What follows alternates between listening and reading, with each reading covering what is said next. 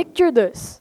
You wake up at 6:30 a.m., work a 12-hour shift, get judged for your performance, smile through the stress, and guess what?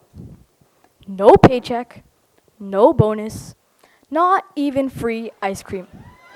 Welcome to childhood in 2025.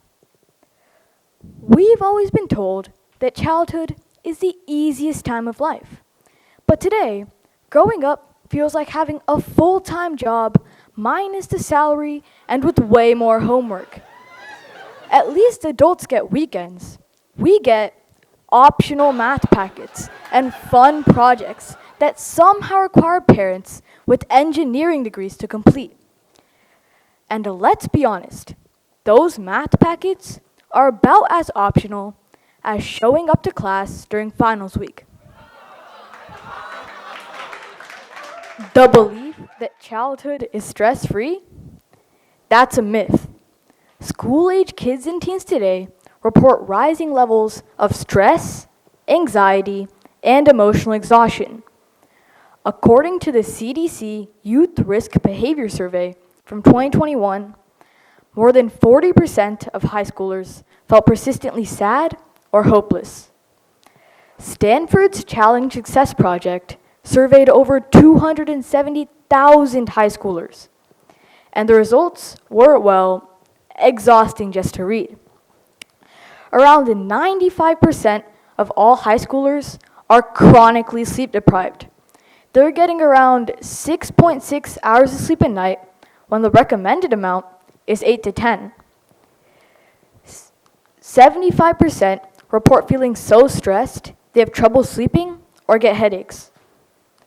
3 out of 4 are constantly worried about doing well in school, and 63% say their workload is a major source of stress.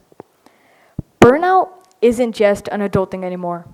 It's made its way into childhood. The signs?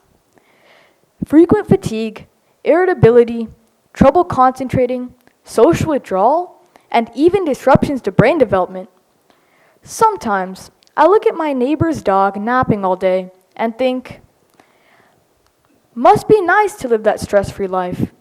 Meanwhile, I'm over here calculating how to finish my science project, math homework, essay, and still make it to karate class on time.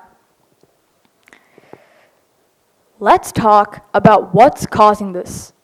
The modern student's reality is overloaded and always on.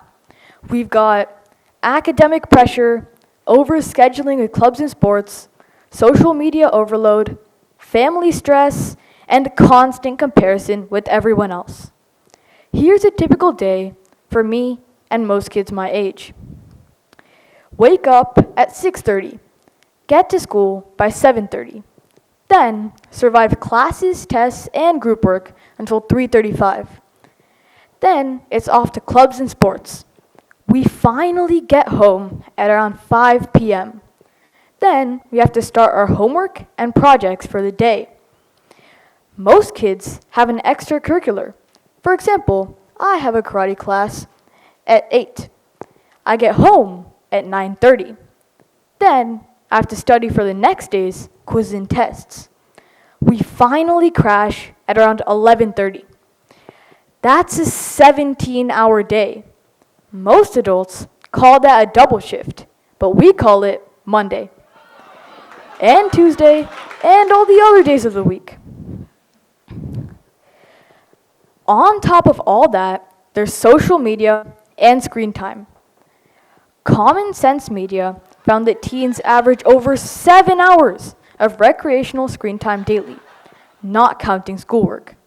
And studies, like the one from Duke University, show how excessive social media use is linked with higher rates of depression and anxiety. Ever tried relaxing on TikTok and suddenly it's 2 a.m. and all you've learned is that cats can play the piano? Basically, we're stressed about school, so we scroll to relax, which stresses us out even more.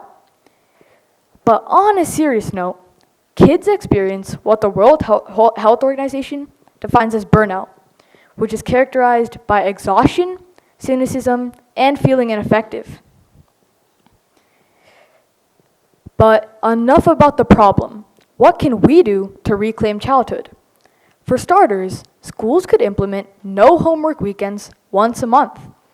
Friday feels way better when we have 2 full days without math packets lurking in our backpacks. And let's protect sleep. The CDC says teens need 8 to 10 hours. Most of us don't even come close. So how about this? Schools could start 2 hours later on Wednesdays. Call it Sleep In Wednesdays. I'd bet attendance would hit 100%. Here's something else we need to bring back. Recess. Think about it. When we move from elementary to middle school, recess just disappears. No more time to breathe, run around, or just be a kid. But what if middle and high schools also had recess? A built-in break for fresh air and a mental reset. It could be a simple yet powerful way to reduce stress and help kids come back to class more focused. The American Academy of Pediatrics reports that recess fosters social emotional learning, like negotiation, conflict resolution, and sharing. And it gives children a natural way to manage stress. We also need to shift the focus from just achievement to curiosity, growth, and mastery. Research from the Yale Center for Emotional Intelligence shows how purpose-driven learning improves mental health. Let learning be about the journey, not just the grade or rank. Parents need help too. Schools should offer parent coaching so families can understand the demands of modern student life. So next time they say, "When I was your age," I can just hand them my planner and say, "Hope you like 17-hour shifts and surprise pop quizzes." And we need to build in playtime, downtime, and family time. Downtime isn't laziness. It's sanity insurance. Studies by Dr. Peter Gray show how play and unstructured time are critical for mental health and resilience. And let's talk about digital literacy. We need to know when to disconnect so we can actually reconnect with ourselves and each other. It's not automatic. So responsible digital literacy classes are needed for kids starting in elementary school. Wouldn't it be amazing if we could just go to school, learn cool stuff, and not feel like we're on a treadmill all day? So here's my call to action for adults and schools. Let kids be kids. Redesign schools and schedules with mental wellness in mind. And for students like me, start small. Reclaim just 15 minutes a day to do something joyful that isn't graded, ranked, or posted online. Childhood shouldn't feel like a job. Kids like me and like you shouldn't be burnt out.